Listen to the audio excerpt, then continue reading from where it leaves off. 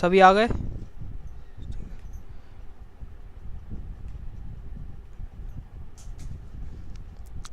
सावरी, अंशिका, वंश, गुनगुन, अनन्या, माधव।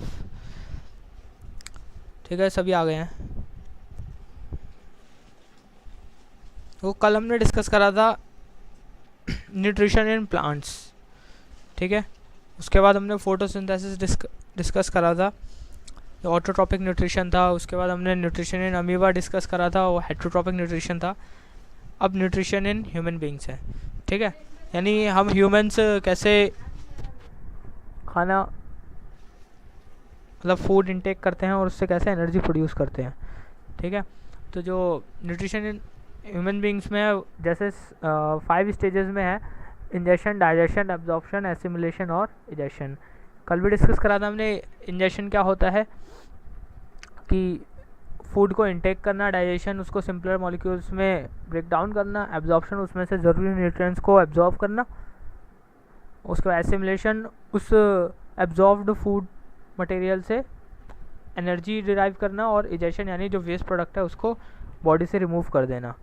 ठीक है, तो ये जितने भी टास्क हैं हमारे, ये जो पूरे 5 टास्क हैं, ये हमारे बॉडी में जो हमारा डाइजेस्टिव सिस्टम है, जो कि हमारे माउथ या फिर बकल कैविटी से स्टार्ट होता है और एनएस पे एंड होता है, सारे टास्क हमारा डाइजेस्टिव सिस्टम करता है। ठीक है, तो जैसे ऑन एन एवरेज अगर हम देखें तो जो ह्यूमन बींग्स होते हैं वो on an average per day का 1 से 2.7 kg तक फूड को कंज्यूम करते हैं एक दिन में। और अगर पर ईयर का देखें तो 365 kg से ज़्यादा होगा पर पर्सन। ठीक है, अगर पूरे ईयर का पूरे लाइफ टाइम का देखा 28,800 kg से भी ज़्यादा हो जाएगा। हम पूरी अपनी लाइफ में इतना ज़्यादा फूड कंज्यूम करते हैं। ठीक है, अब ये इतना सारा फूड जो है हमारी लाइफ में जब हम कंज्यूम कर रहे हैं, सारा का सारा जो डाइजेस्ट होता है वो हमारा डाइजेस्टिव सिस्टम ही डाइजेस्ट करता रहता है पूरे हमारी लाइफ टाइम तक। ठीक है, मतलब जब तक हमारी बॉडी में फूड है तब तक हमारा जो डाइजेस्टिव सिस्टम है वो कंटिन्यूसली वर्क करता रहेगा। अगर ऐसा है कि हमने कुछ टाइम से कुछ मतलब पीरियड ऑफ टाइम तक हमने कुछ खाना भी नहीं खाया है, लेकिन हमारी बॉडी में फिर भी थोड़ा बहुत फूड रहता है। ठीक है, जो हमारी डाइजेशन की प्रोसेस है वो कम से कम 30 आवर्स तक चलती रहती है। ठीक है, तो जो हमारा डाइजेस्टिव सिस्टम है वो कुछ मेनली इन 10 ऑर्गन से मिलके बना हुआ है। ठीक है, जिसमें सबसे पहले सैलिवरी ग्लैंड्स है, उसके बाद ईसोफेगस है, उसके बाद स्टमक है, फिर लीवर है, गॉल ब्लैडर है, पेनक्रियाज है, मेसेंट्री है, और लार्ज इंटेस्टाइन या फिर कॉलोन, स्मॉल इंटेस्टाइन, और उसके बाद रेक्टम और एनस का कॉम्बिनेशन। ठीक है, तो ये जो सारे ऑर्गन्स हैं इन सबको मिला के 9 मीटर तक का ट्रैक्ट बन जाता है, और 20 से ज़्यादा इसमें सेल्स लगे होते हैं।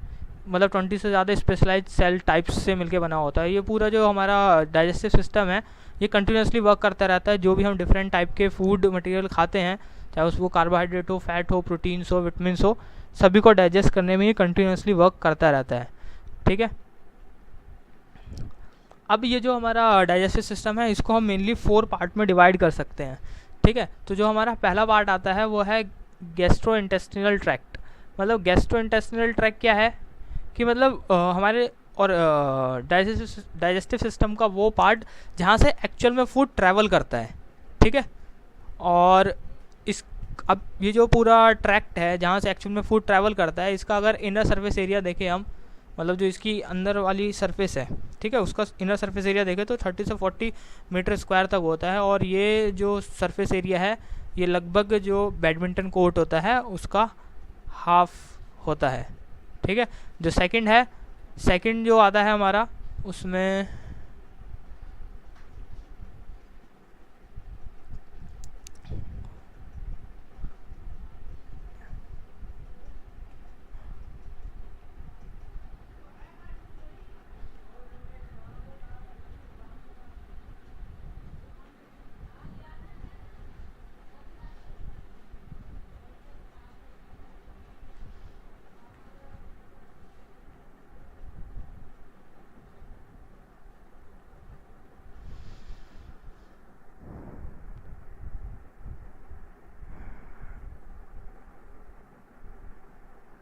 क्या दिक्कत आ गई यार।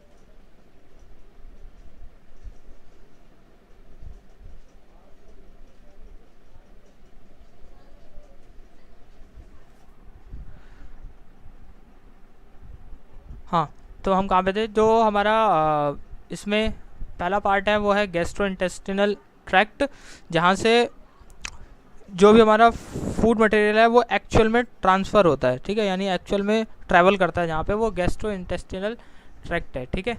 और इसके बाद जो हमारा सेकंड पार्ट है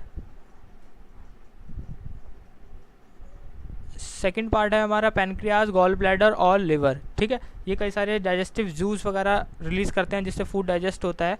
और हमारा जो थर्ड है वो है एंजाइम्स, हार्मोन्स, नर्व्स और ब्लड, ठीक है। अब डिफरेंट टाइप के फूड मटेरियल हम खाते हैं, उसको डाइजेस्ट करना और डाइजेस्ट करने के बाद उसको बॉडी में न्यूट्रिएंट्स का एब्जॉर्ब होना, ठीक है, ये सारा कुछ ये करते हैं। अब फोर्थ पार्ट है मेसेंट्री, ठीक है। अब सपोज़ हमने डिफरेंट टाइप का फूड मटेरियल तो कंज्यूम कर लिया, उसके बाद जो हमारे बॉडी ऑर्गन्स हैं वो उसका क्या कर रहे हैं कि उसको अच्छे से डाइजेस्ट भी कर दे रहे हैं, लेकिन जो हमारे ऑर्गन्स हैं अगर वो अपनी एक जगह पे नहीं रह पाएंगे, ठीक है, तो वो फूड मटेरियल को मतलब अपना टास्क अच्छे से परफॉर्म नहीं कर पाएंगे, ठीक है। तो ये जो मेसेंट्री होता है ना, मेसेंट्री क्या करता है, ये सिर्फ ऐसे टिश्यूज़ हैं जो हमारे अंदर के इंटरनल ऑर्गन्स को एक जगह पे होल्ड करके रखते हैं, ठीक है। बस इनका जो वर्क होता है मेसेंट्री टिश्यूज़ का, वो होता है ऑर्गन्स को होल्ड करके रखना, ठीक है, ताकि अगर ऑर्गन्स अपनी जगह पे फिक्स रहेंगे, होल्ड रहेंगे, तो वो अपना काम जो है वो अच्छे से कर सकेंगे, ठीक है। अब जो डाइजेस्टिव प्रोसेस है हमारी बॉडी में वो क्या है, ठीक है। तो जब हमारे सामने फूड आता है उसी टाइम पे हमारी जो डाइजेस्टिव प्रोसेस है वो स्टार्ट हो जाती है। हमें फूड, हमारी बॉडी को पता चलता ही सैलिवरी ग्लैंड से सलाइवा निकलना स्टार्ट हो जाता है। एक दिन में हम लगभग 1.5 लीटर सलाइवा रिलीज़ करती है हमारी बॉडी, ठीक है। जब हम सलाइवा को फूड मटेरियल को अपने माउथ में डाल के च्यूइंग स्टार्ट करते हैं, तो जो हमारे टीथ है उसकी हेल्प से हम उसे छोटे छोटे पीसेस में ब्रेक डाउन कर लेते हैं। उसमें उस टाइम पे सलाइवा भी मिक्स हो जाता है, और जब सलाइवा मिक्स हो जाता है फूड मटेरियल के साथ, तो हम उसे क्या बोलते हैं, बोलस बोलते हैं, ठीक है।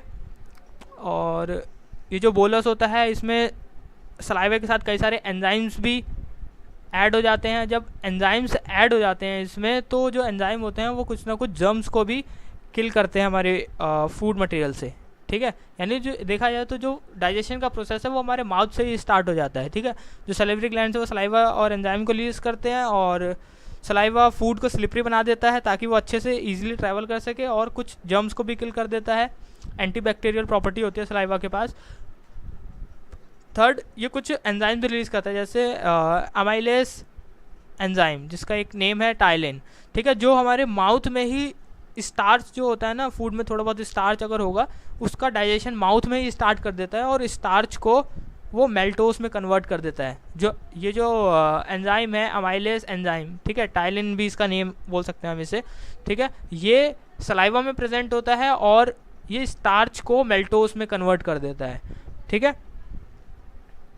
अब जो नेक्स्ट फूड जाता है वो जाता है हमारे ईसोफेगस में, ठीक है। जो ईसोफेगस है वो क्या है, एक 20 सेंटीमीटर लॉन्ग ट्यूब है, ठीक है। जब हम ये फूड मटेरियल या जो बोलस है वो ईसोफेगस में जाता है, तो यहाँ पे जो मसल्स होती हैं, ईसोफेगल टिश्यूज़ होते हैं जो, वो ये बॉडी को सिग्नल देते हैं कि यहाँ पे बोलस आ चुका है, ठीक है। फिर वो पैरास्टाल्सिस प्रोसेस को स्टार्ट कर देते हैं, ठीक है। मतलब जो हमारी बॉडी है वो पैरास्टाल्सिस प्रोसेस स्टार्ट कर देती है।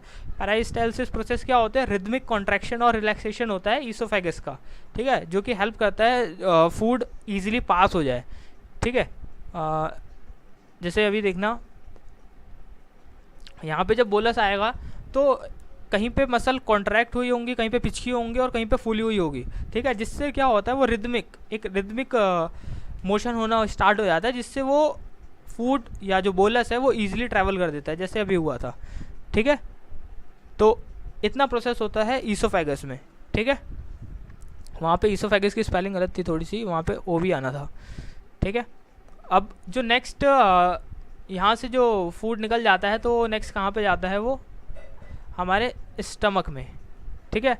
ईसोफेगस के बाद फूड स्टमक में जाता है। स्टमक की जो वॉल्स होती है वो उस पर एक फोर्स लगाती हैं, जिससे वो और स्मॉलर पीसेस में डिवाइड हो जाता है, और स्मॉलर पीसेस में डिवाइड होने के बाद स्टमक की वॉल्स हाइड्रोक्लोरिक एसिड और कुछ एंजाइम रिलीज़ करती है, जो कि जर्म्स को किल कर देती है और उसको ब्रेक डाउन में हेल्प करती है। और उसके बाद प्रोटीन्स को भी थोड़ा बहुत डिसॉल्व करती है। अब इसके साथ साथ क्या होता है ना, कि जब ये सारी प्रोसेस हो रही होती है, तो कुछ हार्मोन्स भी रिलीज़ होते हैं हमारी बॉडी में, मतलब जब जो बोलस है वो हमारे स्टमक में जाता है, ठीक है, तो कुछ हार्मोन्स भी रिलीज़ होते हैं और वो हार्मोन्स क्या करते हैं, हमारे लिवर को, पैनक्रियास को और गॉल ब्लैडर को एक्टिव कर देते हैं ताकि वो भी अपने डाइजेस्टिव जूस और बाइल को सिक्रेट करे। बाइल हेल्प करता है फैट को डाइजेस्ट करने में, ठीक है। अब जब ये सारे कई सारे एंजाइम से मिलके ये जो क्या बोलते हैं बोलस है वो एक पेस्ट लाइक सब्सटेंस में कन्वर्ट हो जाता है, ठीक है, जिसको हम क्या बोलते हैं, काइम बोलते हैं, ठीक है। लगभग जो ये बोलस है वो हमारे स्टमक में 3 आवर्स तक रहता है। 3 आवर्स तक उसका पार्शियल डाइजेशन होता है। अब पार्शियल डाइजेशन होने के बाद क्या होता है कि वो एक पेस्ट लाइक सब्सटेंस में कन्वर्ट हो जाता है जिसको हम बोलते हैं काइम, ठीक है। और वो जो काइम होता है वो फिर नेक्स्ट स्टेज में जाने के लिए रेडी हो जाता है, कि मतलब काइम जब फॉर्म हो जाता है बोलस से तो अब वो नेक्स्ट स्टेज में जाने के लिए रेडी है, ठीक है। यहाँ तक क्लियर है सबको?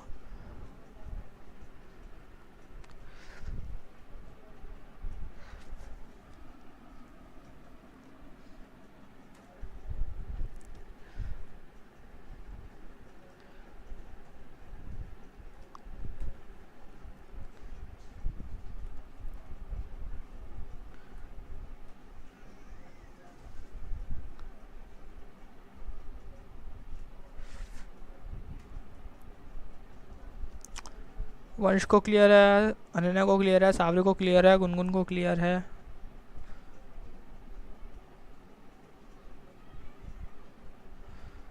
बाकी और किसी का रिस्पांस नहीं आया।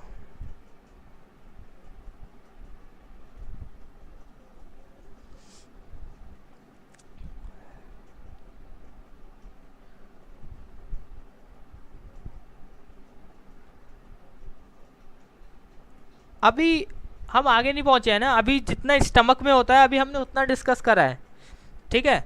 मैंने अभी बोला था ना कि जो कुछ हार्मोन्स भी रिलीज होते हैं जो कि लिवर को, गॉल ब्लैडर को और पैनक्रियास को एक्टिवेट कर देते हैं ताकि वो भी अपने रेस्पेक्टिव एंजाइम्स को रिलीज करें, ठीक है। वो उसका अभी फंक्शन बाद में है, ठीक है। अभी स्टमक तक जितना होता है उतना भी बताया है, ठीक है।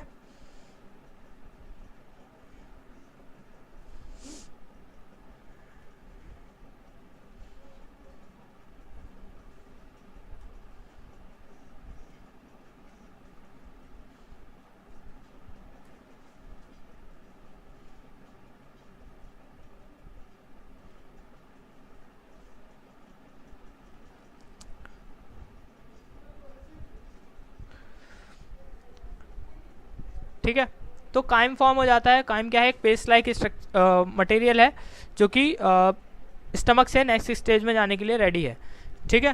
तो जो काइम होता है नेक्स्ट स्टेज कहाँ जाते हैं, वो ड्यूडेनम में जाता है वो, ठीक है।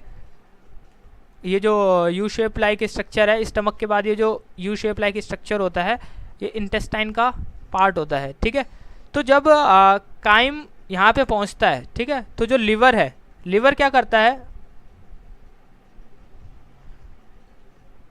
लिवर अपना बाइल जूस गॉल ब्लैडर को सेंड करता है, ठीक है। लिवर अपना बाइल जूस गॉल ब्लैडर को सेंड करता है और गॉल ब्लैडर क्या करता है, उसको यहाँ पे ट्रांसफर कर देता है ड्यूडेनम में, ठीक है। ड्यूडेनम क्या है, स्मॉल इंटेस्टाइन का स्टार्टिंग वाला पार्ट है, ठीक है। अब उसके बाद क्या होता है, जो बाइल है वो फैट जो होता है ना, फैट मॉलिक्यूल्स जो होते हैं उसको डाइजेस्ट करने में हेल्प करता है, मतलब उसको डिसॉल्व कर देता है ताकि जो पैनक्रियाटिक जूस है और जो इंटेस्टिनल जूस है वो उसको डाइजेस्ट कर सके।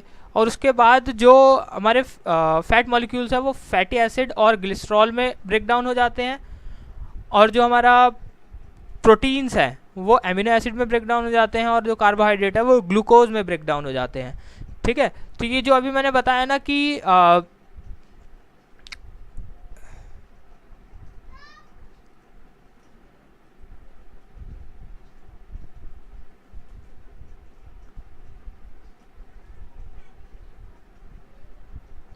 फैटी एसिड और ग्लिसरॉल में फैट मॉलिक्यूल्स ब्रेक डाउन हो जाते हैं, तो इतना पार्ट होता है ड्यूडेनम में, ठीक है। ड्यूडेनम में बाइल जूस इतना पार्ट कर देता है, ठीक है। उसके बाद जो हमारा काइम होता है वो जाता है जेजुनम में, ठीक है, यानी middle part of the intestine में, ठीक है। जेजुनम में जाता है, जेजुनम के बाद वो कहाँ जाता है, इलियम में। इलियम क्या है, जो इंटेस्टाइन का लोअर पार्ट है। तो जो जेजुनम है और जो इलियम है, वहाँ पे क्या होता है, जो प्रोटीन्स होते हैं हमारे फूड में, जो प्रोटीन्स होते हैं और जो कार्बोहाइड्रेट्स हैं, ठीक है, जो प्रोटीन्स हैं वो तो एमिनो एसिड में ब्रेक डाउन हो जाते हैं और जो कार्बोहाइड्रेट्स हैं वो ग्लूकोज में ब्रेक डाउन हो जाते हैं। और ये जो प्रोटीन और कार्बोहाइड्रेट जो ब्रेक डाउन होते हैं ये जेजुनम और इलियम में होते हैं, ठीक है। और इनको जो ब्रेक डाउन करने का काम करते हैं वो पैनक्रियाटिक जूस और गॉल ब्लैडर के जूस करते हैं, ठीक है। अभी तुमने जो क्वेश्चन किया था ना कि ये जो लिवर का और पैनक्रियास का और जो गॉल ब्लैडर का जो जूस है, जो उनके एंजाइम्स है वो कहाँ पे जाते हैं, ठीक है। तो जो बाइल जूस है वो तो ड्यूडिनम में आ जाता है, ठीक है। ड्यूडिनम में आ जाता है, वो फैट मॉलिक्यूल्स को डिसॉल्व करके फैटी एसिड्स में और ग्लिसरॉल में कन्वर्ट कर देता है, ठीक है। और जो बाकी पैनक्रियास से और जो गॉल ब्लैडर से आते हैं वो जेजुनम में और इलियम में आते हैं, जहाँ पे जो एंजाइम्स उन्होंने सिक्रीट करे थे वो, और प्लस यहाँ पे जो स्मॉल इंटेस्टाइन है ना, ये भी कुछ एंजाइम्स को रिलीज़ करते हैं, ठीक है। तो इंटेस्टाइन वाले एंजाइम्स और पैनक्रियास और गॉल ब्लैडर वाले एंजाइम्स क्या करते हैं, प्रोटीन्स और कार्बोहाइड्रेट्स का ब्रेक डाउन करके उन्हें एमिनो एसिड और ग्लूकोज में कन्वर्ट कर देते हैं, ठीक है, ताकि वो ईजिली एब्जॉर्ब हो सके बाद में, ठीक है। अब ये जो जेजुनम और जो इलियम होते हैं ना, जेजुनम और इलियम, इनकी जो इनर वॉल्स होते हैं इसमें सरफेस एरिया इंक्रीज करने के लिए विली फिंगर लाइक प्रोजेक्शन होते हैं, जिसको हम क्या बोलते हैं, विली बोलते हैं, ठीक है। ताकि जो फूड में से जो न्यूट्रिएंट्स है वो इजीली एब्जॉर्ब हो सकें, और इजीली एब्जॉर्ब होने के बाद ये विली दे रखे हैं तुम्हें, ठीक है, फिंगर लाइक प्रोजेक्शन, ठीक है। इसमें क्या होते हैं, ब्लड वेसल्स होती हैं, बहुत ही फाइन, बहुत ही पतली पतली ब्लड वेसल्स होती हैं इसमें। और ये क्या करती हैं, ब्लड वेसल्स यहाँ से जो न्यूट्रिएंट्स अब्जॉर्ब हुए हैं उसको ब्लड के थ्रू बाकी जो हमारे बॉडी पार्ट्स है उसमें कैरी करके लेके जाती है, ठीक है। यहाँ तक क्लियर है सबको?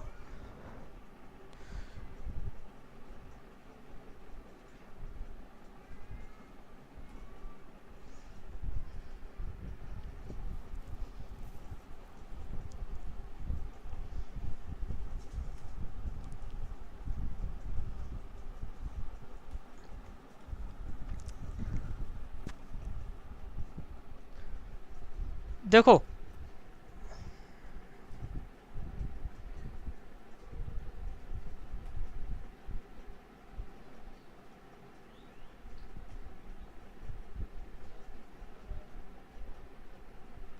जो हमारा लिवर है, ठीक है, लिवर ने क्या करा, एक मिनट, हाँ, जो लिवर है, ठीक है, अब क्योंकि हमारे स्टमक है, स्टमक में हमारा काइम बन जाता है, ठीक है। जो काइम है फिर एक यहाँ पे जो स्मॉल इंटेस्टाइन है उसकी जो स्टार्टिंग वाला पोर्शन है उसको क्या बोलते हैं हम, ड्यूडिनम बोलते हैं, ठीक है। ड्यूडिनम में आ जाता है काइम।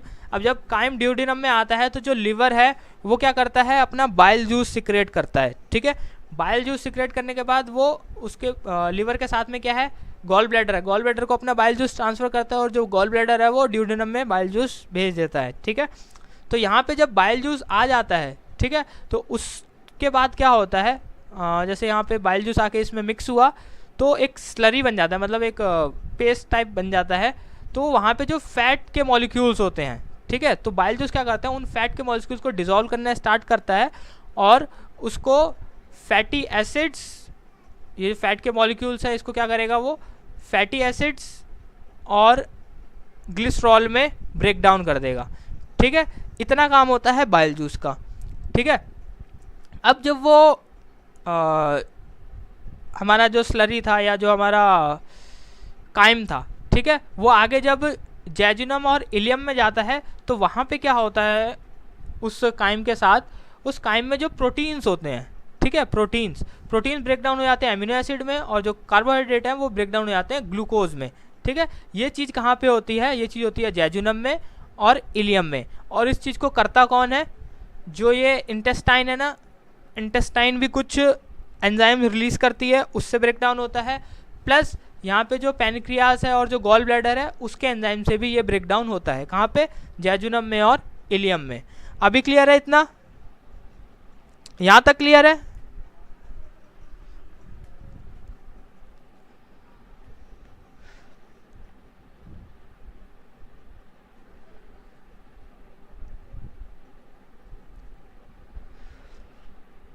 ठीक है, यहाँ तक क्लियर है। अब देखो ये जो जैजुनम है और जो इलियम है, ठीक है, जैजुनम और जो इलियम है उसके अंदर क्या होता है, फिंगर लाइक प्रोजेक्शंस होते हैं, जैसे ये है, ठीक है। फिंगर लाइक प्रोजेक्शन जिसको विली बोलते हैं, उसका वर्क क्या होता है, ताकि वो सरफेस एरिया इंक्रीज कर देगा, ठीक है।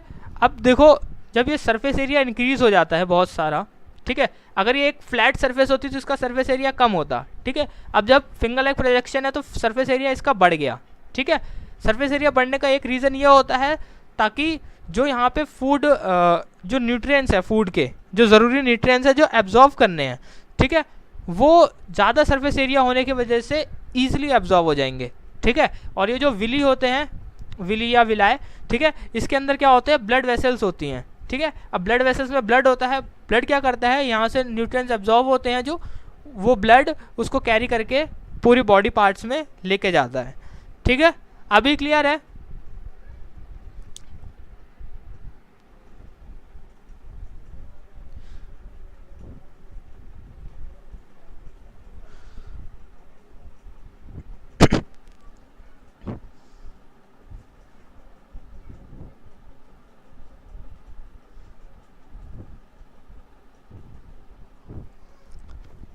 ठीक है, अभी देखो क्या होता है ना कि हमारे बॉडी में जितना वो डाइजेशन था वो भी लगभग फूड का हो गया, एब्जॉर्प्शन भी हो गया, लेकिन हमारे फूड में से कुछ ऐसे पार्ट्स होते हैं जैसे कि फाइबर, वाटर और डेड सेल्स, ये डाइजेस्ट नहीं होते हैं, ना बॉडी इन्हें एब्जॉर्व करती है, ठीक है, स्मॉल इंटेस्टाइन में। तो ये कहाँ जाते हैं, लार्ज इंटेस्टाइन में जाते हैं, जिसको हम कॉलोन भी बोलते हैं। यहाँ पे क्या होता है, जो इसका फ्लूइड पार्ट होता है, जो उसका वाटरी सब्सटेंस होता है, वो निकल जाता है और बचता क्या है, स्टूल, ठीक है। तो ये जो कॉलन होता है ये स्टूल को कहाँ पे भेज देता है, रेक्टम में भेज देता है। और जब बॉडी को पता चलता है कि अब इसको बाहर थ्रू आउट करने का टाइम आ गया है, तो जो बॉडी है इसको बाहर थ्रू आउट कर देती है एनस से, ठीक है। तो ये था हमारा डाइजेस्टिव सिस्टम। क्या क्या है इसमें, जो फाइबर्स हैं और वाटर और डेड सेल, ये हमारे रेसिड्यू बच जाते हैं जो कि हमारी बॉडी एब्जॉर्ब नहीं करती है स्टार्टिंग में, ठीक है। उसके बाद जो लार्ज इंटेस्टाइन की वॉल्स है या फिर जो कॉलन है, लार्ज इंटेस्टाइन को कॉलन भी बोलते हैं, वो क्या करते हैं, उसमें से जो मोस्ट ऑफ द फ्लूइड है उसको एब्जॉर्ब कर लेते हैं, यानी जो वाटर वगैरह है वो लार्ज इंटेस्टाइन में एब्जॉर्ब होता है, और बाकी जो बचा हुआ सॉफ्ट मास है उसको हम क्या बोलते हैं, स्टूल। और जो स्टूल है उसको, जो कॉलन है, कॉलन में है स्टूल, उसको स्क्वीज़ करके वो कहाँ पे भेज देता है, रेक्टम में भेज देता है। और जब हमारी बॉडी को ये सिग्नल मिलता है कि अब ये जो बाय प्रोडक्ट है इसको रिलीज़ करने का टाइम आ गया है, तो वो उसे एनएस के थ्रू बॉडी से बाहर निकाल देता है, ठीक है। क्लियर है अभी यहाँ तक? ये हमारा डाइजेस्टिव सिस्टम है।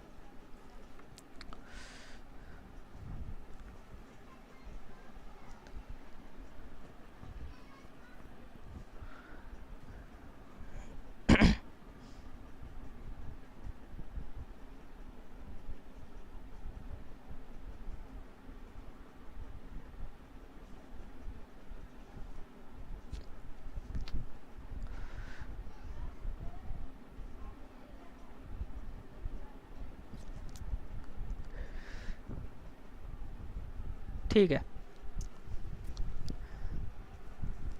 अभी देखो जो न्यूट्रिशन पार्ट था वो हमारा खत्म हो गया। अभी जो नेक्स्ट पार्ट है वो क्या है, रेस्पिरेशन।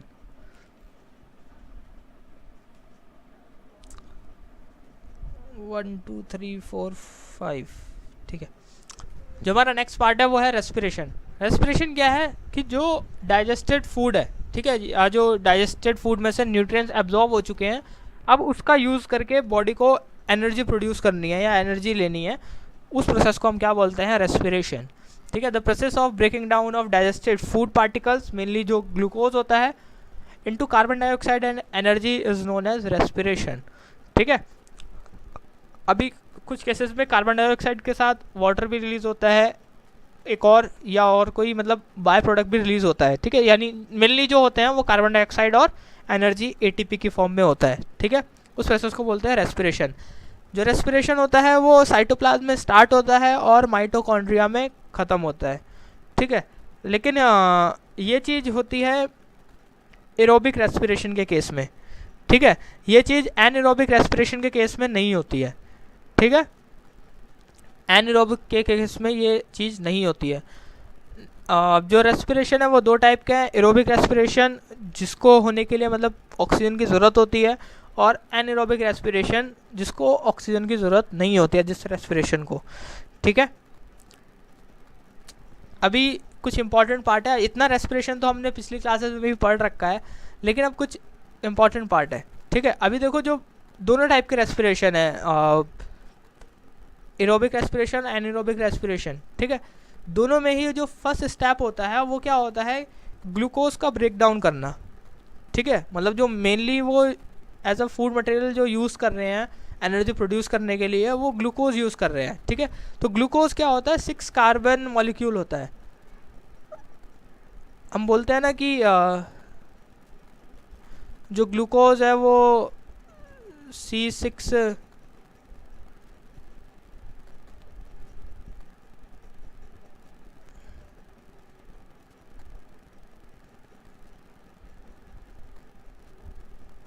C6H12O6 है ग्लूकोज, ठीक है, ये ग्लूकोज होता है। तो यहाँ पे क्या है, देखो कार्बन के 6 एटम्स हैं या 6 मॉलिक्यूल हैं, ठीक है।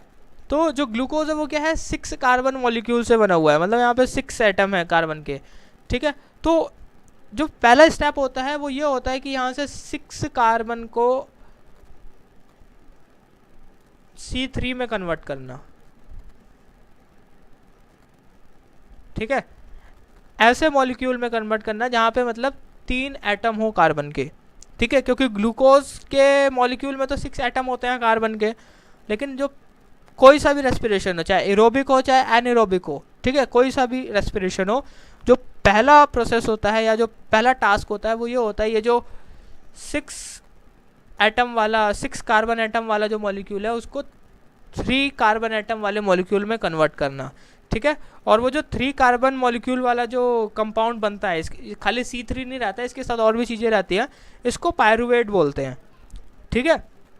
यानी जो पहली स्टेज होती है वो क्या होती है, 6 कार्बन एटम वाले मॉलिक्यूल को 3 कार्बन वाले मॉलिक्यूल में कन्वर्ट करना। और ये जो 3 कार्बन वाला जो मॉलिक्यूल होता है, 3 कार्बन एटम वाला मॉलिक्यूल, इसको हम क्या बोलते हैं, पायरुवेट बोलते हैं, ठीक है। और ये जो पहली स्टेज होती है, चाहे एनएरोबिक हो चाहे एरोबिक हो, कोई सा भी रेस्पिरेशन हो, ये साइटोप्लाज्म में ही होती है पहली स्टेज, ठीक है। अब देखो ये जो पायरुवेट है ना, अब इतनी पहली स्टेज तो दोनों रेस्पिरेशन में कॉमन है, ठीक है।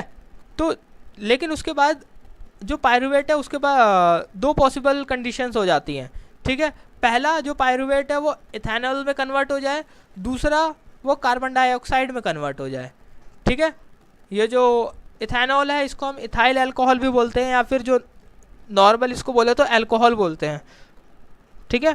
जैसे जो ईस्ट से फर्मेंटेशन होता है वहाँ से जो अल्कोहल बनती है ना, वो इथेनॉल ही होती है, ठीक है। तो ईस्ट में क्या होता है, जो पायरुवेट होता है वो इथेनॉल में कन्वर्ट हो जाता है फर्मेंटेशन वाली प्रोसेस में, ठीक है। अब क्योंकि जो फर्मेंटेशन वाली प्रोसेस है ईस्ट का जिसमें यूज़ होता है वो in the absence of oxygen होती है, हमने पहले पढ़ा था, ठीक है। तो ये वाला जो रेस्पिरेशन होता है वो एनएरोबिक रेस्पिरेशन होता है, ठीक है। और जो एनएरोबिक रेस्पिरेशन में देखो मैंने क्या बताया, देखो जो ग्लूकोज है वो 6 कार्बन का मॉलिक्यूल है, 6 कार्बन एटम का मॉलिक्यूल है, और साइटोप्लाज्मिक जो प्रोसेस होती है उससे क्या बन जाता है, पायरुवेट बन जाता है, 3 कार्बन मॉलिक्यूल प्लस एनर्जी भी थोड़ी सी रिलीज होती है, ठीक है। उसके बाद अब 3 पॉसिबल केस बन जाते हैं। एक है एब्सेंस ऑफ ऑक्सीजन, यानी ऑक्सीजन है ही नहीं। दूसरा है लैक ऑफ ऑक्सीजन, मतलब ऑक्सीजन है तो लेकिन कम अमाउंट में है।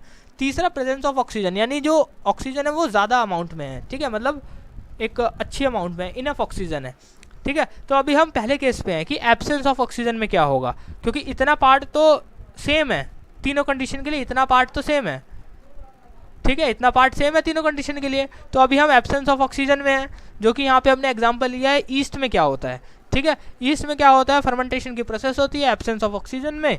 तो जो पायरुवेट है 3 कार्बन एटम वाला जो मॉलिक्यूल है वो इथेनॉल में कन्वर्ट हो जाता है, कार्बन डाइऑक्साइड में कन्वर्ट हो जाता है और एनर्जी में कन्वर्ट हो जाता है, ठीक है। तो ये था हमारा एनएरोबिक रेस्पिरेशन, ठीक है, जो पहला पॉसिबल केस था। अब जो दूसरा पॉसिबल केस है उसमें क्या होता है कि जो पायरुवेट है वो ऑक्सीजन की हेल्प वहाँ पे लेते हैं हम, ठीक है, मतलब एक्सेस, मतलब इनफ ऑक्सीजन है वहाँ पे, और ये प्रोसेस कहाँ होती है, माइटोकॉन्ड्रिया में होती है, ठीक है। हमने जब सेल पढ़ा था, सेल में एक सेल ऑर्गेनली होती है माइटोकॉन्ड्रिया, हम इसको power house of the cell बोलते हैं। क्यों बोलते हैं? क्योंकि यहाँ पे ही जो रेस्पिरेशन की प्रोसेस है वो होती है। माइटोकॉन्ड्रिया में रेस्पिरेशन की प्रोसेस होती है और वो एटीपी की फॉर्म में एनर्जी को स्टोर करके रखता है, ठीक है। तो जो पायरुवेट है वो ऑक्सीजन की हेल्प से माइटोकॉन्ड्रिया में उसका ब्रेकडाउन हो जाता है, और यहाँ पे जो मतलब पायरुवेट क्या है, 3 कार्बन वाला मॉलिक्यूल है, ठीक है। वहाँ पे इसका जो यूज़ है पूरा का पूरा कार्बन डाइऑक्साइड बनाने में यूज़ हो जाता है वो, ठीक है। मतलब अभी हमने जो पिछला केस था उसमें क्या देखा था कि जो 3 कार्बन पायरुवेट है उससे इथेनॉल भी बना है, कार्बन डाइऑक्साइड भी बनी है, ठीक है। यहाँ पे क्या होता है कि पायरुवेट से हम कार्बन डाइऑक्साइड बनाते हैं, इसके साथ वाटर भी बनाते हैं, मतलब हम क्या बनाते हैं, मतलब सेल्स बनाते हैं, ठीक है, यानी कार्बन डाइऑक्साइड और वाटर फॉर्म करते हैं। अब ये जो प्रोसेस है ये in the presence of oxygen होती है, इसीलिए हम इसको क्या बोलते हैं, एरोबिक रेस्पिरेशन बोलते हैं, ठीक है। जो पिछला वाला केस था अभी मैंने उसमें बताया था कि जो एनारोबिक रेस्पिरेशन होता है उसमें जो एनर्जी रिलीज होती है लास्ट में वो बहुत कम होती है, लेकिन ये जो एरोबिक रेस्पिरेशन होता है, ठीक है, जहाँ पे ऑक्सीजन का यूज़ होता है वहाँ पे जो एनर्जी है वो बहुत ज़्यादा रिलीज होती है, ठीक है। ये आ गए हम जो ग्लूकोज था वो साइटोप्लाज्म में पायरुवेट में कन्वर्ट हो गया, ठीक है। अभी ये सेकंड वाले केस पे हम बाद में जाएंगे, लैक ऑफ ऑक्सीजन पे। अभी हम ये वाले केस पे हैं। अभी हमने एब्सेंस ऑफ ऑक्सीजन पहले डिस्कस करा, अभी हम प्रेजेंस ऑफ ऑक्सीजन वाले पे आ गए, जो कि माइटोकॉन्ड्रिया में होता है, सेल ऑर्गेनली माइटोकॉन्ड्रिया रेस्पिरेशन करती है, ठीक है। तो इसमें क्या हुआ, जो पायरुवेट था 3 कार्बन मॉलिक्यूल वाला, 3 कार्बन एटम वाला जो मॉलिक्यूल था वो किस में कन्वर्ट होता है, कार्बन डाइऑक्साइड में, वाटर में और एनर्जी में, ठीक है। यानी जो दूसरा केस है हमारा कि जब प्रेजेंस ऑफ ऑक्सीजन हो तो जो माइटोकॉन्ड्रिया जैसी सेल ऑर्गेनली है, हर सेल में होती है, सॉरी यूकैरियोटिक सेल्स में होती है मेनली, तो जो पायरुवेट है वो माइटोकॉन्ड्रिया क्या करता है, उसको कार्बन डाइऑक्साइड, वाटर और एनर्जी में कन्वर्ट कर देता है, ठीक है। तो ये वाली जो एनर्जी होती है ना, जो in the presence of oxygen है, वो इस वाली एनर्जी से जो in the absence of oxygen में रिलीज हुई थी, ठीक है, तो ये वाली जो एनर्जी है वो इस एनर्जी के कंपैरिजन में बहुत ज़्यादा होती है, ठीक है।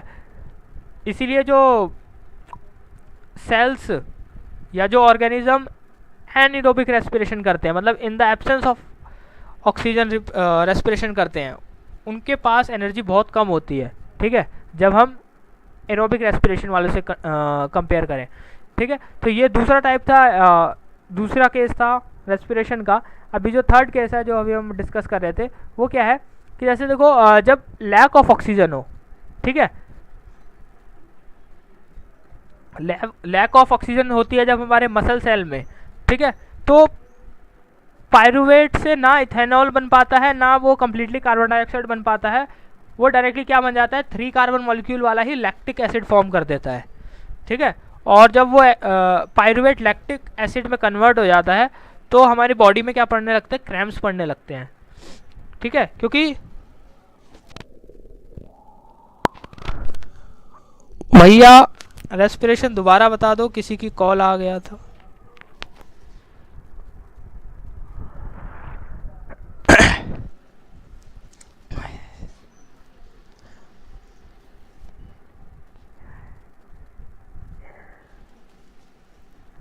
देखो यहीं पे बता देता हूँ। रेस्पिरेशन क्या है, वो प्रोसेस है जिससे डाइजेस्टेड फूड से हम जो एनर्जी है वो डिराइव करते हैं, ठीक है। अब ये 2 टाइप के होते हैं, एरोबिक रेस्पिरेशन और एनारोबिक रेस्पिरेशन, पहले भी पढ़ रखा है। एरोबिक वो जो in the presence of oxygen होता है, एनारोबिक जो in the absence of oxygen होता है, ठीक है। तो कभी भी जो रेस्पिरेशन होता है वो सेलुलर लेवल पे जब होता है तो उस टाइम पे मेनली जो उनका फूड मटेरियल होता है वो क्या होता है, ग्लूकोज होता है, ठीक है। और ग्लूकोज क्या है, 6 कार्बन मॉलिक्यूल है, ठीक है, C6H12O6 होता है, यानी 6 कार्बन मॉलिक्यूल है। तो जो पहला टास्क होता है रेस्पिरेशन का, जो मतलब पहला स्टेप होता है वो क्या होता है कि उस 6 कार्बन वाले ग्लूकोज को पायरुवेट में कन्वर्ट करना। पायरुवेट क्या होता है? थ्री कार्बन मॉलिक्यूल वाला एक कंपाउंड होता है, ठीक है। और ये प्रोसेस कहाँ पे होती है? ये साइटोप्लाज्म में होती है, ठीक है। पहले स्टेप के बाद, ये पहला स्टेप हो गया, ठीक है। पहले स्टेप के बाद 3 पॉसिबल कंडीशन आ जाती हैं, ठीक है। पहला कि एब्सेंस ऑफ ऑक्सीजन, ऑक्सीजन है ही नहीं, ठीक है। दूसरा प्रेजेंस ऑफ ऑक्सीजन, मतलब इनफ अमाउंट में ऑक्सीजन है। तीसरा लैक ऑफ ऑक्सीजन, ठीक है। तो जब एब्सेंस ऑफ ऑक्सीजन होता है, ठीक है, मतलब ऑक्सीजन है ही नहीं, तो हम उसको क्या बोलते हैं? एनारोबिक रेस्पिरेशन बोलते हैं, ठीक है। और यहाँ पे हमने एग्जांपल लिया है ईस्ट का, कि जब ईस्ट एनारोबिक रेस्पिरेशन करता है तब क्या होता है, ठीक है। तो जब ईस्ट एनारोबिक रेस्पिरेशन करता है, वो क्या करता है? जो पायरुवेट है, 3 कार्बन मॉलिक्यूल है, उसको क्या किस में कन्वर्ट करता है? इथेनॉल में कन्वर्ट कर देता है। इथेनॉल यानी जिसको हम नॉर्मली अल्कोहल भी बोलते हैं, ठीक है।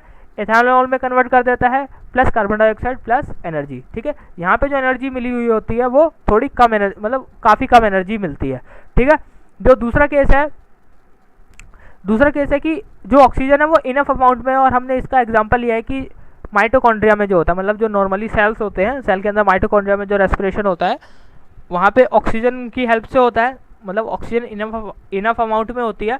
तो वहाँ पे क्या होता है? जो माइटोकॉन्ड्रिया क्या करता है, ये जो पायरुवेट होता है 3 कार्बन वाला मॉलिक्यूल, इसको कम्प्लीटली कार्बन डाइऑक्साइड, वाटर और एनर्जी में कन्वर्ट कर देता है। यहाँ पे ये जो एनर्जी रिलीज हुई होती है, ये इस वाली एनर्जी से, मतलब एरोबिक रेस्पिरेशन की एनर्जी एनएरोबिक वाले से बहुत ही ज़्यादा होती है, ठीक है। और जो थर्ड वाला अभी हम डिस्कस करने जा रहे थे वो है कि लैक ऑफ ऑक्सीजन, मतलब ऑक्सीजन है तो लेकिन कम अमाउंट में है, ठीक है। ऐसा तब होता है जब हमारे मसल्स में क्रैम्प्स पड़ जाते हैं, ठीक है। तो उस टाइम पे क्या होता है? जो हमारे मसल सेल्स होते हैं, ये हमने एग्जांपल लिया है मसल सेल्स का, कि हमारे मसल सेल्स में जब हम क्रैम्प्स पड़ जाते हैं हमारे मसल सेल्स में, तो उस टाइम पे क्या होता है कि मसल सेल्स को इनफ अमाउंट में ऑक्सीजन नहीं मिल रही होती है, ठीक है। तो जब इनफ अमाउंट में ऑक्सीजन नहीं मिल रही होती है, तो वो जो पायरुवेट होता है, ठीक है, जो पायरुवेट होता है वो डायरेक्टली किस में कन्वर्ट हो जाता है? ना इथेनॉल में कन्वर्ट होता है, ना कम्प्लीटली कार्बन डाइऑक्साइड में, वो लैक्टिक एसिड में कन्वर्ट हो जाता है, ठीक है। और एनर्जी भी कम अमाउंट में ही रिलीज होती है, मतलब ये तो एनर्जी सबसे कम हो गई, ये एनर्जी सबसे कम हो गई, ठीक है, एनारोबिक वाली सबसे कम और एरोबिक वाली सबसे ज़्यादा, और जो ये है ये इंटरमीडिएट है, मतलब एनारोबिक और एरोबिक वाले के बीच में। या तो हम इसको ये बोल सकते हैं जो एरोबिक वाला है उससे थोड़ी सी कम एनर्जी होती है ये, ठीक है। सभी के मसल्स में कभी ना कभी क्रैम्प्स पड़े ही होंगे जब हम बहुत ज़्यादा दौड़ रहे होते हैं, ठीक है, या कभी बहुत ज़्यादा अचानक से हम क्या करने लगते हैं, एक्सरसाइज वगैरह बहुत ही ज़्यादा कर देते हैं, या कुछ बहुत ज़्यादा फिजिकल वर्क करते हैं, ठीक है। तो मसल्स में कहीं ना कहीं हमारे क्रैम्प्स पड़ जाते हैं। वो इसीलिए होता है कि जब हमें प्रॉपर ऑक्सीजन नहीं मिल पाती है, ठीक है, अचानक से हम कोई वर्क कर रहे हैं, हमारी बॉडी को उसकी हैबिट नहीं है उतनी ऑक्सीजन इनहेल करने की, तो उस टाइम पे हमारी बॉडी में क्रैम्प्स पड़ जाते हैं। वो रीज़न यही होता है कि लैक ऑफ ऑक्सीजन की वजह से क्या होता है कि जो पायरुवेट होता है वो कम्प्लीटली कार्बन डाइऑक्साइड और वाटर में कन्वर्ट नहीं हो पाता है, और वहाँ पे लैक्टिक एसिड बन जाता है। लैक्टिक एसिड की वजह से क्रैम्प्स पड़ जाते हैं और जो एनर्जी है वो भी थोड़ी कम निकलती है, इसी वजह से हमें थकान महसूस होती है, ठीक है। क्लियर है सबको यहाँ तक?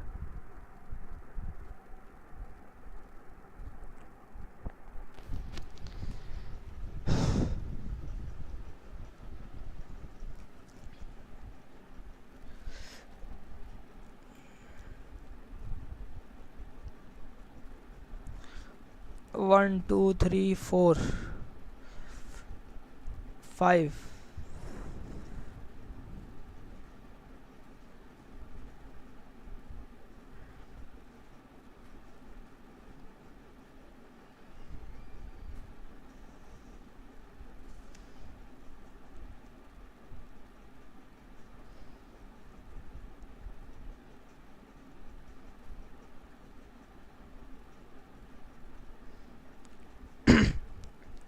ठीक है।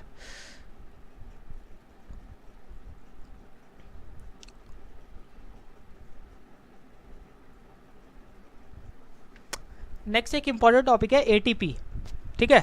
थोड़ा सा इसके बारे में हमने कल भी डिस्कस करा था कि कैसे फॉर्म होता है एडिनोसिन ट्राइफॉस्फेट, ठीक है।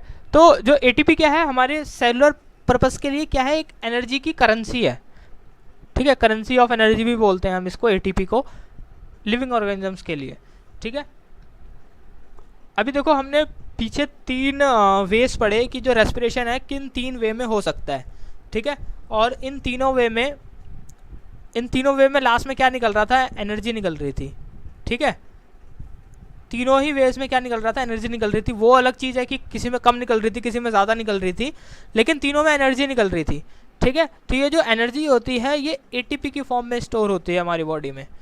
ठीक है, जिसको हम क्या बोलते हैं, एडिनोसिन ट्राइफॉस्फेट। अब ये एडिनोसिन ट्राइफॉस्फेट बनता कैसे है, कल ही हमने पढ़ा था। जो सबसे पहले होता है कि हमारे पास एडीपी, एडिनोसिन डाइफॉस्फेट। ठीक है, मतलब यहाँ पे 2 फॉस्फेट है। ठीक है, इसमें फॉस्फेट एक ऐड हो जाता है और इसमें एनर्जी स्टोर हो जाती है, तब ये क्या बन जाता है, एटीपी, एडिनोसिन ट्राइफॉस्फेट। मतलब 2 फॉस्फेट यहाँ पे पहले से थे, एक फॉस्फेट और ऐड हो गया, एडिनोसिन ट्राइफॉस्फेट बन जाता है ये। ठीक है, और क्योंकि इसको ऐड होने के लिए एनर्जी की जरूरत पड़ती है यहाँ पे। ठीक है, तो वो एनर्जी इसी के अंदर स्टोर हो जाती है, क्योंकि एनर्जी तो कभी डिस्ट्रॉय हो नहीं सकती, energy can neither be destroyed not be created. ठीक है, तो यहाँ पे वो स्टोर हो जाती है। ठीक है, एटीपी अब स्टोर तो हो गई। ठीक है, तो जब इसको यूज़ करना होता है, ठीक है, इसमें एक एग्जांपल दे रखा है, endothermic processes in the cell then use this ATP to drive the reaction. Example क्या है, when the terminal phosphate linkage in ATP is broken using water the energy equivalent to 30.5 kilo joule per mole is released. यानी इसका क्या मतलब है कि एक example दे रखा है कि जब हम देखो जो एटीपी है, ठीक है, एटीपी कैसे बना, एडीपी में फॉस्फेट को ऐड करा तो एनर्जी उसमें लगी। ठीक है, यानी अगर हम अब किसी तरीके से इस जो एक्स्ट्रा फॉस्फेट ऐड हुआ है इसको अगर हम सेपरेट करेंगे, मतलब इससे इसका लिंक हटाएंगे, तो एनर्जी इसमें देखो ज्वाइन करने के टाइम इसमें एनर्जी इन्वॉल्व हुई थी, स्टोर हो गई थी इसके अंदर। अब जब हम इस एक्स्ट्रा जो थर्ड वाला जो फॉस्फेट है इसको जब हम वहाँ से रिमूव करेंगे, इसे डीलिंक करेंगे, तो जो एनर्जी है वो क्या होगी, रिलीज होगी। ठीक है, अब जब यहाँ पे एनर्जी रिलीज होगी तो हम उसे यूज़ कर सकते हैं। तो यहाँ पे एक एग्जांपल है कि एटीपी से जब फॉस्फेट को वाटर का यूज़ करके जब हम उसे डीलिंग करते हैं, ठीक है, तो जो वहाँ पे एनर्जी रिलीज होती है वो कितनी होती है, 30.5 किलो जूल पर मोल। मतलब 1 मोल एटीपी से 30.5 किलो जूल एनर्जी रिलीज होती है। ठीक है, जो कि काफ़ी ज़्यादा अमाउंट है। अब जैसे देखो जो एक सिंपल बैटरी होती है ना, जो हम बैटरी यूज़ करते हैं रिमोट्स वगैरह में, या उसमें क्या है, एक इलेक्ट्रिकल एनर्जी है। ठीक है, अब देखो इलेक्ट्रिकल एनर्जी का हम कई तरीके से यूज़ कर सकते हैं उसको। उस इलेक्ट्रिकल एनर्जी से हम मैकेनिकल एनर्जी बना सकते हैं, मतलब फ़ैन में क्या है, वो फ़ैन मूव करने लगता है इलेक्ट्रिकल एनर्जी से। ठीक है, उससे लाइट एनर्जी बना सकते हैं बल्ब में यूज़ करके। इलेक्ट्रिकल एनर्जी तो हम उससे ले ही सकते हैं, मतलब उस जो एक एनर्जी हमने बैटरी में स्टोर करके रखी है, ठीक है, हम उससे कई और डिफरेंट टाइप के वर्क करवा सकते हैं। ठीक है, इसी तरीके से जो एटीपी में एनर्जी स्टोर हुई होती है उससे भी बहुत सारे वर्क हमारी बॉडी में होते हैं। उसमें एग्जांपल क्या है, कॉन्ट्रैक्शन ऑफ मसल, जो हमारे मसल कॉन्ट्रैक्ट करते हैं या रिलैक्स करते हैं, ठीक है, वो एटीपी वाली एनर्जी से ही करते हैं। जो हमारी बॉडी में प्रोटीन सिंथेसिस होता है, मतलब प्रोटीन फॉर्मेशन होता है हमारी बॉडी में, उसको बनने के लिए भी एनर्जी चाहिए ना, तो वो भी एटीपी से आती है। जो नर्व इम्पल्स होती हैं हमारी बॉडी में, जो brain to body, body to brain जो सिग्नल ट्रांसपोर्ट होते हैं नर्व्स के थ्रू, न्यूरॉन्स के थ्रू, ठीक है, वो इलेक्ट्रिक पल्सेस जो ट्रांसपोर्ट होते हैं उसको भी एनर्जी चाहिए, वो भी एटीपी वाली एनर्जी होती है। और भी मतलब जितनी हमारी बॉडी में एक्टिविटीज़ होती हैं सब के सब एटीपी वाली एनर्जी से होती है। क्लियर है सबको यहाँ तक?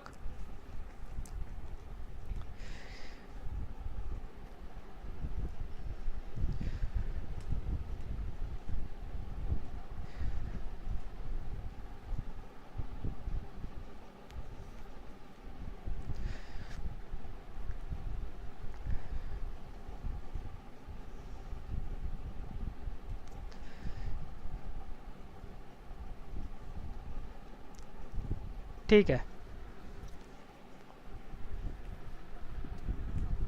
अभी देखो नेक्स्ट जो हमारा टॉपिक है वो है रेस्पिरेशन इन प्लांट्स। ठीक है, कि प्लांट्स में रेस्पिरेशन कैसे होता है। देखो जो प्लांट के अलग अलग पार्ट है, जैसे रूट है, स्टेम है और जो लीव्स है, मतलब जितने भी पार्ट है प्लांट के, ठीक है, उन सब में सेपरेटली रेस्पिरेशन की प्रोसेस होती है। ठीक है, मतलब रूट्स के सेल्स अलग है तो वो अपना रेस्पिरेशन अलग करते हैं। ठीक है, स्टेम के सेल्स अलग हैं तो वो अपना रेस्पिरेशन अलग से करते हैं।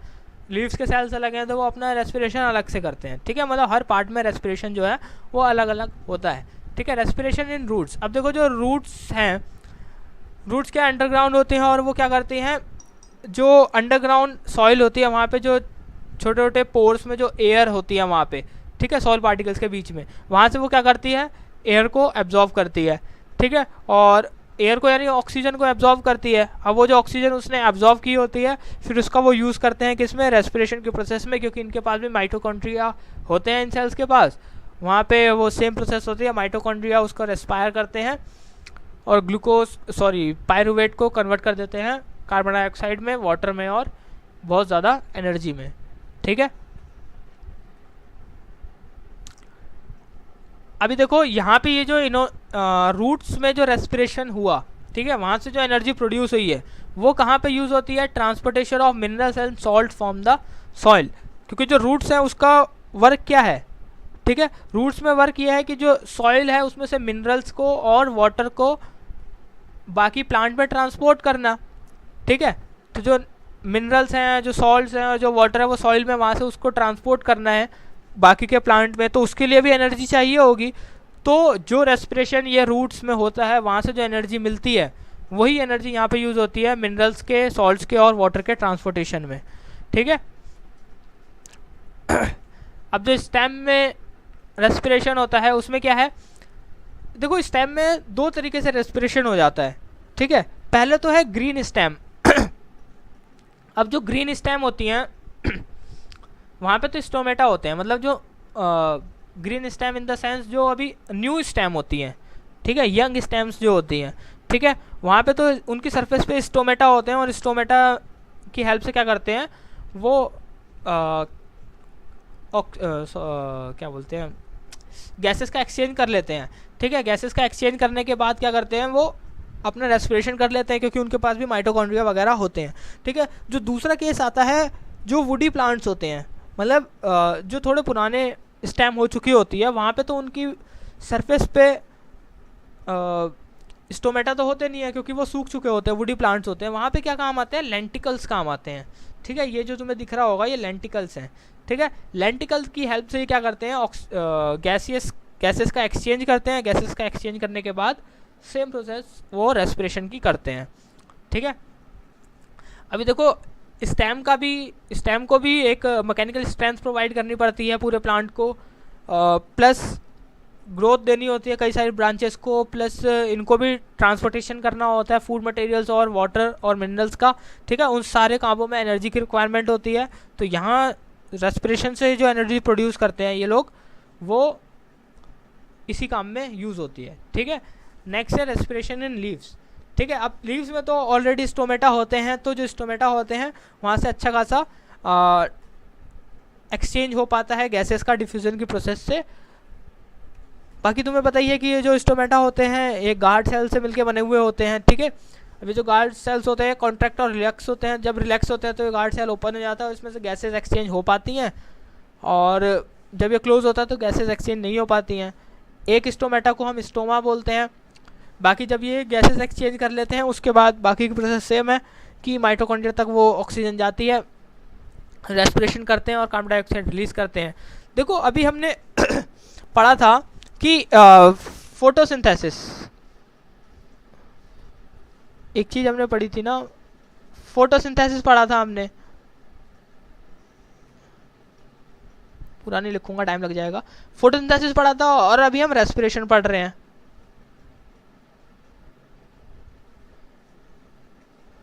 ठीक है। तो फोटोसिंथेसिस में हमने क्या पढ़ा था कि जो फोटोसिंथेसिस में प्लांट क्या करते हैं, जो O2 है, ठीक है, उसको रिलीज करते हैं, ठीक है। फोटोसिंथेसिस में ऑक्सीजन को रिलीज करते हैं वो, और जो कार्बन डाइऑक्साइड होती है CO2, इसको क्या करते हैं,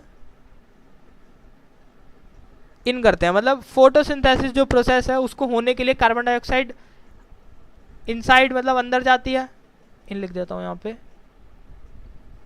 कार्बन डाइऑक्साइड इन मतलब इनटेक करते हैं फोटोसिंथेसिस की प्रोसेस के लिए प्लांट्स, और जो ऑक्सीजन है उसको रिलीज करते हैं, ठीक है। ये तो होता है फोटोसिंथेसिस की प्रोसेस में, लेकिन रेस्पिरेशन की प्रोसेस में इसका उल्टा होता है।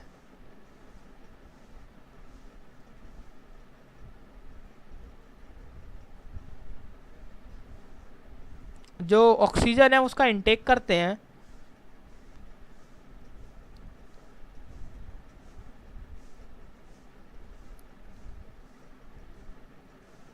और जो CO2 है उसको बाहर निकालते हैं, रिलीज करते हैं। ठीक है, अभी देखो ऐसा देखो जो फोटोसिंथेसिस है वो कब होती है, जब सनलाइट होती है। ठीक है, जब सन होता है तब फोटोसिंथेसिस की प्रोसेस होती है, क्योंकि सनलाइट उसके लिए ज़रूरी है। ठीक है, और ये सारी चीज़ होती कब है, डे टाइम में होती है।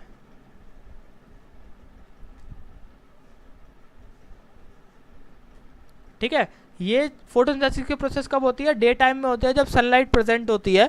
तो उस टाइम पे वो CO2 इंटेक करते हैं, फोटोसिंथेसिस करते हैं, और जो उनका एक बाय प्रोडक्ट होता है ऑक्सीजन, उसको रिलीज कर देते हैं एटमॉस्फेयर में। ये फोटोसिंथेसिस में है। ठीक है, लेकिन रेस्पिरेशन में इसका उल्टा होता है, और नाइट के टाइम में होता है ये। जो प्लांट्स होते हैं, मैक्सिमम प्लांट्स होते हैं वो अपना रेस्पिरेशन मैक्सिमम नाइट में करते हैं। ठीक है, नाइट में क्यों करते हैं, क्योंकि नाइट में सन होता नहीं है, सनलाइट प्रेजेंट नहीं होती है। तो उस टाइम पे वो क्या करते हैं, उसका फोटोसिंथेसिस हो नहीं पाता है, तो उस टाइम पे वो रेस्पिरेशन करते हैं।